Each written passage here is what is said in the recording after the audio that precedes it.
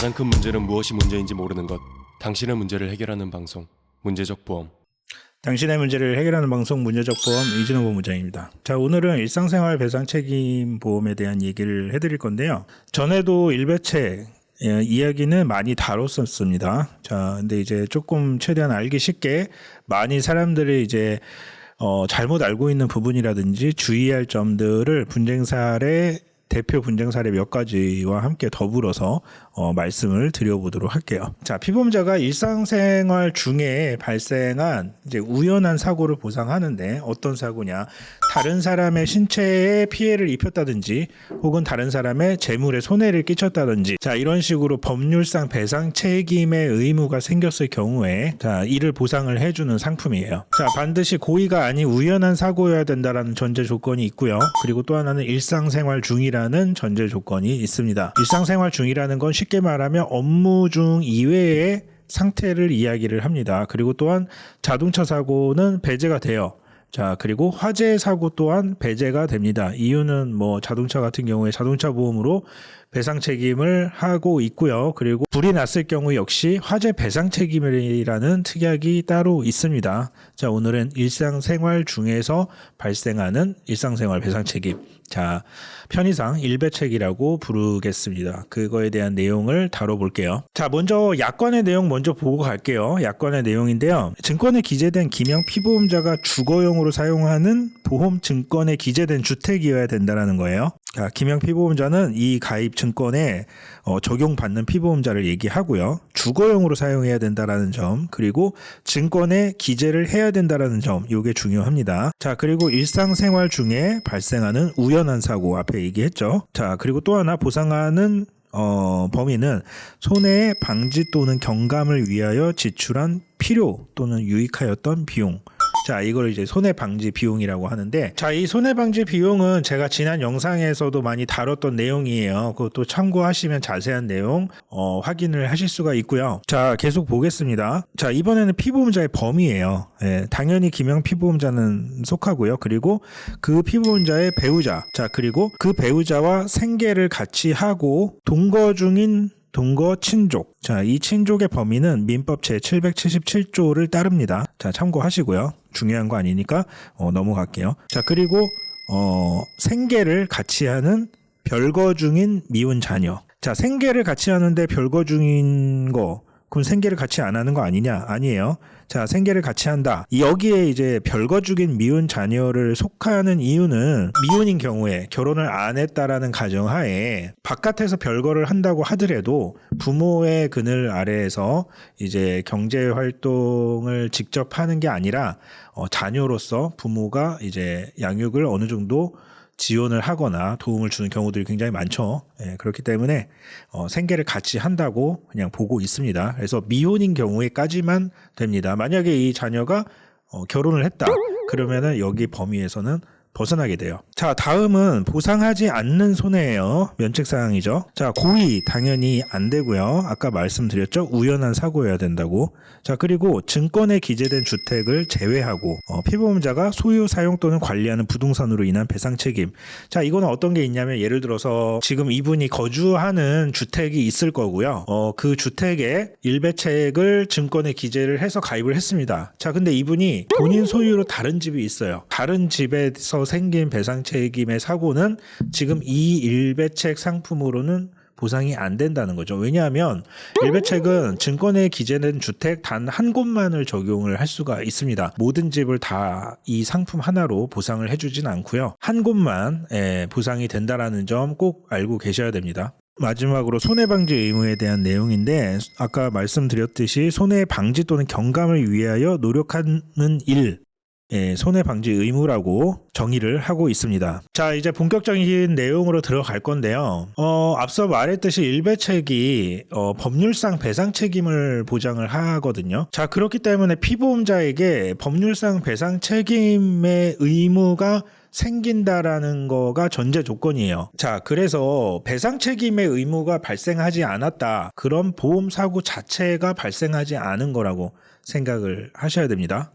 다른 사람한테 피해를 끼치게 됐어요. 자, 근데 그 상대방한테 준 피해가 이 피보험자의 잘못으로 생긴 게 아니라면, 그러면은 피보험자한테는 배상 책임의 의무 자체가 생기지 않았겠죠. 따라서 보험금 지급 사유가 될 수도 없습니다. 자, 또 상법 680조 1항에 보면 손해방지 의무에 대해서 설명을 하고 있어요. 자, 계약자 또는 피보험자는 이제 손해 방지를 위해서 노력을 해야 된다라고 규정을 하고 있습니다. 자, 그리고 이를 위해서 노력하기 위해서 발생한 비용이 있을 수 있겠죠. 이 부분은 보험사가 보장을 해줘라라고 하고 있어요. 그리고 심지어 이 비용이 보험 보장 금액을 초과하는 일이 생기더라도 그 초과분도 역시 보험회사가 보장을 해줘야 됩니다. 손해방지 비용이라는 거는 보험사고가 전제가 되는 상황에서를 얘기를 하거든요. 자, 그렇기 때문에 보험사고가 생기지 않았다. 즉, 예를 들어서 방금 말한 것처럼 이 피보험자에게 배상 책임의 의무가 없다. 자, 이런 경우에는 손해방지 비용이라는 것 자체가 성립이 되지가 않습니다. 자, 누수가 발생을 했는데 아랫집에 피해가 안 갔어요. 손해가 발생이 안 됐죠, 아랫집에. 그럼 다른 사람의 재물에 손해를 끼치지 않은 거예요. 누수는 발생했지만 손해가 발생하진 않았어요. 자, 이런 경우에 집 주인이 나 누수 발생했으니까 손해 방지를 위해서 우리 집을 공사를 했다. 해당이 안 됩니다. 이 보험에서는 보장되지 않아요. 왜냐하면 보험 사고가 발생하지 않았기 때문이죠.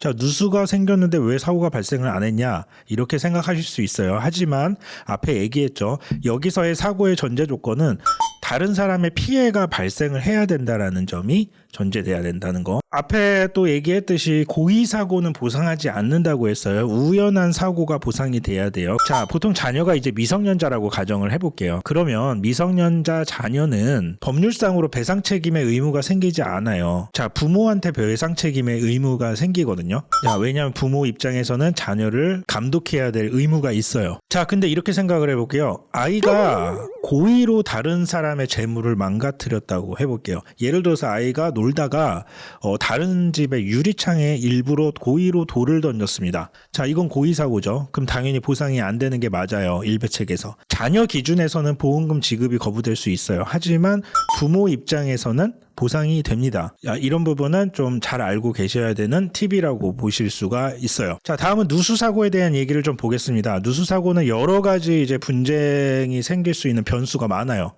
특히 이제 소유주택이 아닌 경우, 혹은 내가 주인이 아닌 경우, 임차인인 경우, 뭐 여러 가지 상황이 생길 수 있습니다. 자, 사례를 한번 볼게요. 박모 씨는 일상생활 배상 책임에 가입하고 그 소유의 주택 A를 이 보험증권에 기재했습니다. 정상적으로 가입을 했죠. 자, 근데 주택 A에 직접 거주를 하지 않았어요. 임대인의 입장에서 임차인에게 세를 줬습니다. 자, 이 박모 씨의 소유기지만 전세를 준 주택 A에 보일러 누수가 발생을 했고 아랫집의 벽지 교체 비용 등을 배상을 해주게 됐습니다. 그래서 박모 씨가 가입한 일배책으로 도배 비용을 회사에 청구를 했습니다.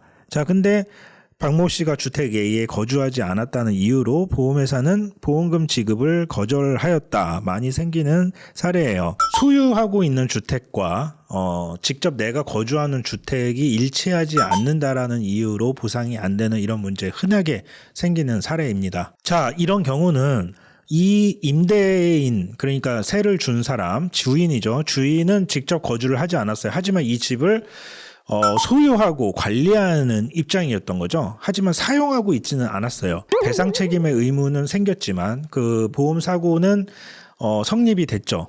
하지만 주소지가 불일치한다라는 이유 때문에 보상이 안 되는 케이스예요. 자, 이런 현상이 가끔 발생하는 공백이 생기는 필요성 때문에 2020년 4월 1일부터는 약관에서 거주 조건을 삭제했습니다. 자, 그러니까 소유 주택으로 인한 사고가 생기는 것도 보상이 돼요. 자, 이 주인이 직접 거주를 하고 있지는 않는다고 하더라도 가입한 일상생활 배상 책임 보험으로 보장을 받을 수 있다, 이렇게 생각을 하셔야 됩니다. 근데 이제 많은 분들이 오해하시는 게 여기에는 변수가 많아요. 지금 이 사례처럼 누군가한테 세를 줬다라는 거는 임대인은 이 집에서 거주는 하고 있지 않겠죠. 그러면 실제로 임대인이 거주하는 주택은 따로 있을 거예요. 보험 광고는 손해보험 광고 심의 기준을 준수하였으며 유효기간은 심의로부터 1년입니다.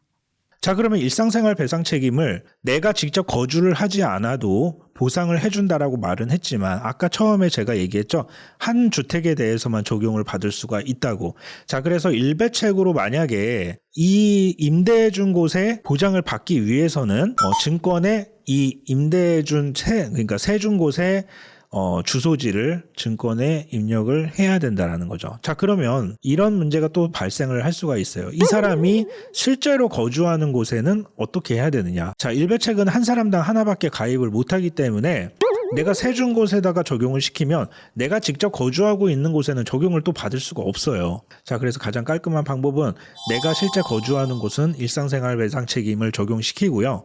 세준 곳은 임대인 배상 책임을 적용을 시키는 게 가장 안전합니다. 자, 다음으로 또 분쟁이 많이 생길 수 있는 점 하나 또 예를 들어볼게요. 방금 같은 사례에서 전세로 거주하고 있는 임차인의 경우를 들 수가 있겠죠. 자, 누수사고가 생겼어요. 자, 근데 이제 아랫집에서 항의를 했습니다. 우리 집에 물이 새서 피해가 발생했다. 윗집에 가서 따졌어요.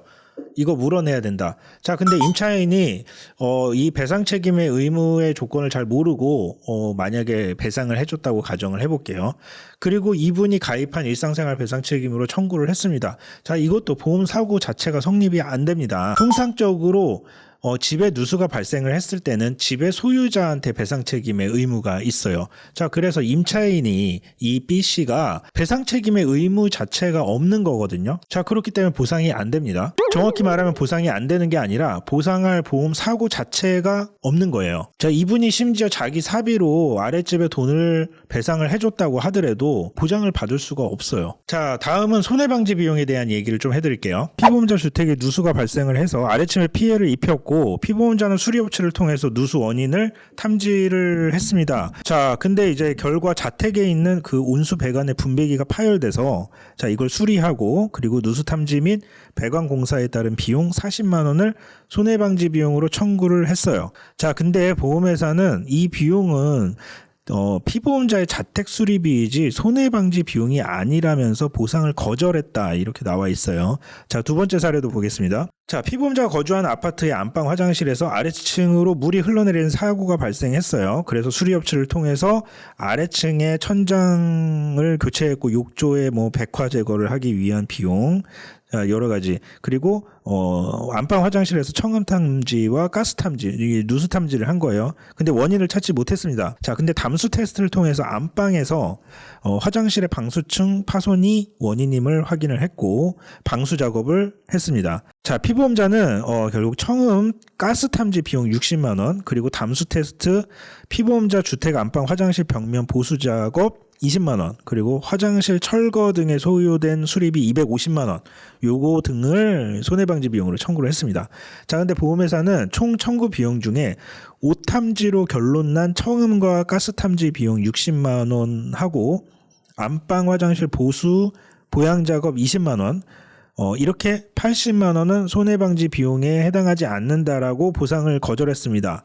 자, 이 부분은 어떻게 하는 게 맞는지 한번 볼게요. 자, 첫 번째 사례에 대해서는요. 자, 누수가 발생을 했어요. 그리고 누수 탐지를 시행을 했습니다. 자, 그리고 온수 배관을 수리를 했죠. 자, 이거는 사고의 원인을 제거하기 위한 조치의 비용이에요. 아랫집의 피해를 보상하는 금액도 아니죠, 심지어. 자, 그래서 이게 바로 손해방지 비용에 해당하는 적절한 사례입니다. 보상을 해줘야 되는 사례예요. 자, 보험회사가 손해방지 비용이 아니라는 그거에 대한 근거를 댄 이유가 뭐냐면, 자, 이 지금 수리 비용은 손해방지 비용, 그러니까 손해를 더 이상 나는 걸 방지하기 위해서 쓴 유익한 비용, 이게 아니라 피보험자의 본인의 이득을 위해서 쓴 비용이다라는 주장이었어요. 자, 근데 이 배관을 수리하는 게 과연 피보험자 본인만의 이익을 위한 걸까요? 아니죠.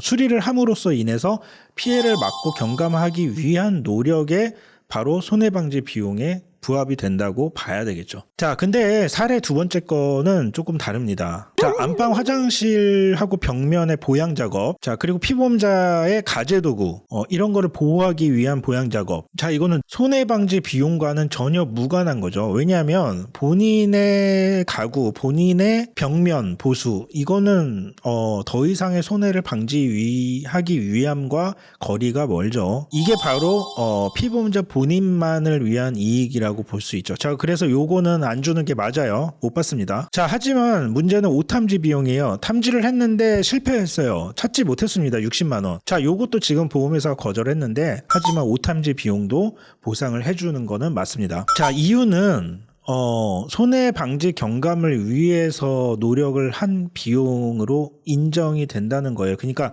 결과가 누수 탐지를 했지만 그 시행한 결과가 비록 오탐지일지라도 약관에서 명시하고 있는 손해 방지 의무라는 거는 그 경감을 하기 위한 노력을 얘기를 하는 거지 결과를 얘기하는 건 아니거든요. 자, 따라서 누수 탐지 자체가 실패를 했다고 하더라도 자, 이거는 손해 방지 비용에 해당이 된다. 이렇게 생각을 하시면 됩니다. 자, 그러니까 누수 사고가 생겼는데 걱정하시는 분들이 있어요. 만약에 누수 탐지를 시행을 했는데, 왜냐하면 비용이 발생하잖아요. 자, 여기서 만약에 탐지가 안 나왔을 때는 돈만 날리는 거 아니냐 이렇게 생각하실 수 있는데 걱정하지 않으셔도 됩니다. 자, 보상이 돼요. 자, 다음은 스포츠 경기 사고를 사례로 들어보겠습니다. 자, 김모 씨가 이제 조기 축구에서 축구 경기를 하다가 이제 골을 다투는 과정에서 상대편 선수랑 부딪혔어요. 충돌을 했는데, 자, 이 김모 씨의 허리와 상대편 선수의 머리가 부딪히면서 상대편 선수가 자, 목에 부상을 상해를 입고 사지마비를 이유로 장애 판정을 받았습니다. 좀 큰 사고가 발생을 했죠. 자, 이런 스포츠 활동 여가 활동이기도 하고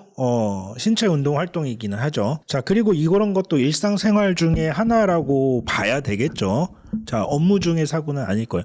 전문 스포츠 경기를 하거나 뭐 선수나 이런 상황이 아닌 이상은 일반 사람들이 그냥 흔히 하는 이제 친목을 위한 운동 활동 뭐 이런 거 흔히 할 수 있겠죠. 일상생활이라고 봐야 돼요. 자, 하지만 이 스포츠 활동에 참여를 하고 있고, 자, 좀 평상시랑은 다른 주의 의무가 적용이 될 수 있어요. 자, 예를 들면 뭐 태권도라든지 격투기 이런 것처럼 상대방을 가격하는 이런 게 기본 베이스가 되는 운동 형태가 있겠고요. 뭐 또는 이런 구기, 축구나 농구처럼 여러 명이 집합해서 모여서 단체적으로 활동을 한다라는 게 전제되는 또 운동도 있겠죠. 아무래도 신체 접촉은 피할 수가 없고 당연히 부상의 위험도 올라갑니다. 자, 그리고 이 운동을 하는 사람들도 부상의 위험에 대해서 충분히 인지를 하고 있죠. 자, 그렇기 때문에 이제 이런 운동 활동을 할 때 주의 의무 이런 것들을 다 했느냐 못했느냐가 어떻게 보면 관건이 되는데, 이것도 어떤 운동을 했느냐, 경기의 규칙을 또 준수를 얼마나 했느냐, 그리고 부상을 얼마나 당했느냐 등등 여러 가지 종합적으로 재반 사항을 따져봐야 되기는 해요. 자, 하지만 그 행위가 이제 사회적으로 어떤 보편적인 그 상당적인 그런 범위를 일반적으로 벗어나지 않는 이상 이에 대해서 손해배상 책임을 물을 수 없다라는 게 일반적인 법원의 판단입니다. 자, 이 말은 뭐냐면 운동 경기 하다가 다친 상황에서 서로 쌍방으로 책임을 묻지 않는다. 이런 게 보편적이다. 이렇게 생각을 하시라는 얘기예요. 자, 왜냐하면은 스포츠 경기를 정상적으로 수행을 하다가 서로 다친 경우에 뭐 이거는 어느 정도 서로 간의 쌍방에 합의된 일종의 부상이기 때문에 각자 알아서 뭐 치료를 하거나 뭐 이렇게 되는 게 사회 통념상 일반적인 경우라고 봐야 된다는 거예요. 하지만 모든 경우가 다 그렇지는 않습니다. 자, 예를 들어서 뭐 규칙을 상당 부분 위반을 하면서 무리한 공격을 했다라든지 등의 이런 사고 이전에 어떤 원인에 대한 부분이 상당 부분 입증이 된다면 손해배상 책임이 발생을 할 수가 있고요. 당연히 이를 청구를 할 수 있다. 이렇게 생각을 하시면 됩니다. 자, 그렇기 때문에 운동하다 다쳤을 때 배상 책임의 의무가 성립하냐 안 하냐 이렇게 딱 말씀드릴 수는 없다는 거고요. 그 케이스마다 사례마다 좀 다를 수 있다. 하지만 일반적인 상황에서는 배상 책임을 의무를 물을 수 없다라고 생각을 하시면 되고, 하지만 경우에 따라서 는 배상 책임의 의무가 생길 수도 있다. 이렇게 이해하시면 좋을 것 같습니다. 자, 다음은 자녀가 일으킨 사고예요. A의 자녀 11살이에요. B가 공터 주변의 건물 앞에서 미리 준비한 일회용 라이터를 이용해서 A4용지 약 20장에 불을 붙여서 가건물로 불이 번지게 하였어요. 그 안에 있던 비품들이 타버렸습니다. 방화사고. 이거는 방화죠. 예, 방화예요. 방화사고를 일으켰습니다. 자, 또 하나 사례 볼게요. C의 자녀 D가 중학교 운동장에서 축구 경기에 참가하여 수비를 하던 중에 상대팀 공격수의 드리블을 막는 과정에서 무릎끼리 부딪혔나 봐요. 그래서 상대 학생이 전방 십자인대 파열을 당하는 사고가 발생을 했습니다. 좀 상반된 사례죠. 앞의 사례는 고의적인 방화 사고고요. 하지만 미성년자라는 부분이 있죠. 자, 뒤에 부분은 경기 중에 발생한 고의가 아닌 사고라고 봐야 되겠죠. 자, 고의로 방화를 저질렀습니다. 당연히 이렇게 하면 안 되지만, 자, 이 아이 B는 미성년자예요. 근데 민법상으로도 미성년자예요. 자, 그래서 이 행위, 그러니까 방화를 저지른 행위에 대해서 변식할 능력이 없는 아이이죠. 자, 이 B는 민법상으로도 미성년자고 본인이 한 행위, 그러니까 방화 행위죠. 방화 행위에 대해서 변식할 지능이 없는 자입니다. 예, 쉽게 말해서. 자, 옳고 그름을 판단하기 힘들었다라고 볼 수 있죠. 사실은 뭐 개인적인 생각으로는 동의는 못하지만 그건 제 생각이고요. 자, 그래서 이 아이는 배상 책임의 의무 자체가 성립을 하지 않습니다. 고의로 방화를 저질렀음에도 불구하고요. 자, 하지만 그렇다고 끝나는 문제는 아니에요. 왜냐하면 이 자녀 B의 부모인 A씨, 이분은 배상 책임의 의무가 생깁니다. 자녀를 관리 감독을 못했기 때문이죠. 자, 따라서 이 미성년자 아이가 지은 잘못, 이 배상 책임의 의무는 아이한테는 없지만 이게 부모한테 올라가게 됩니다. 자, 그래서 부모의 배상 책임 의무가 생겼어요. 자, 그래서 B의 경우에는 배상 책임의 의무가 생기지도 않을 뿐더러 고상을 못 받는 게 맞는데, 이제 가족인 부모인 A 같은 경우는 관리 감독의 의무를 소홀했기 때문에 생긴 사고라서 이 A의 부모 일배책으로는 보상을 받을 수가 있어요. 자, 다음은 두 번째 사례예요.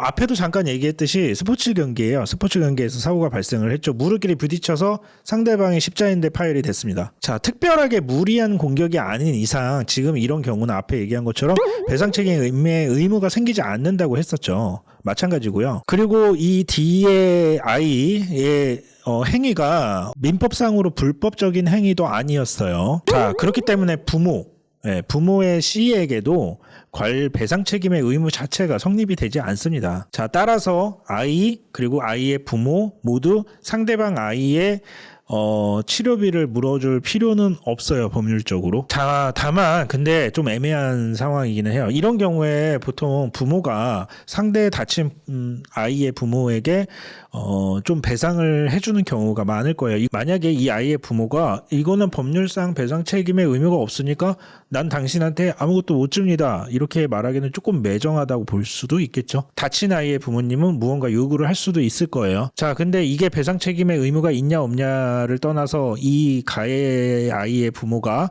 치료비를 예를 들어서 지급을 했습니다. 자, 그렇다고 하더라도 이 일상생활 배상 책임으로는 보상을 받을 수가 없어요. 왜냐하면 앞에 말한 것처럼 배상 책임의 의무 자체가 성립이 안 되는 상황이기 때문에 그렇습니다. 자, 그래서 여러 가지 상황으로 다양한 변수나 분쟁이 생길 수는 있어요. 그래서 여기서 알아볼 수 있는 주요한 내용은, 만약에 일배책이 가입돼 있으면 반드시 보험 증권에 내가 거주하고 있는 주택이 명시가 기입이 되어 있는지 체크하셔야 되고요. 이사를 가게 되면 반드시 주소 변경을 해서 증권에 그걸 다시 적용을 시켜줘야 됩니다. 자, 그리고 이제 임대인이냐 임차인이냐에 따라서 보상이 달라지기 때문에 가급적이면 제일 권장하는 방법은 내가 세를 준 곳에는 임대인 배상 책임 특약으로 화재보험을 가입을 하시고 실제 거주하는 곳은 일상생활 배상 책임을 가입을 하시는 게 제일 좋다, 이렇게 말씀드릴 수 있어요. 자, 오늘은 일배책에 대한 이야기를 좀 더 드려봤는데요. 또 다음 시간에 더 좋은 내용으로 찾아뵙도록 하겠습니다. 감사합니다. 본 광고는 손해보험 광고 심의 기준을 준수하였으며 유효기간은 심의일로부터 1년입니다.